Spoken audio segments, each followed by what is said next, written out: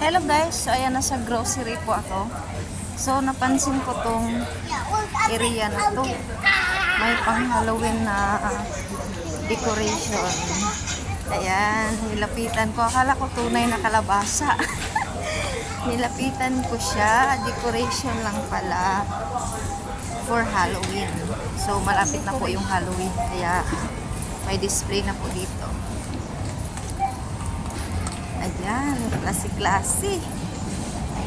Pero tinitingnan ko yung price. Ang mahal naman.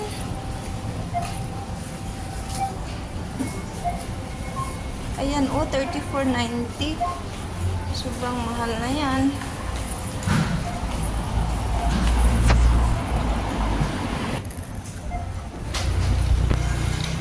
At ako'y hindi mapakali kapag hindi ko mahawakan talaga. So, nilapitan ko siya ulit. Siyempre, hahawakan ko. Ayan, pang decoration lang po siya. Ayan, Halloween. Mga iba't ibang uri ng kalabasa.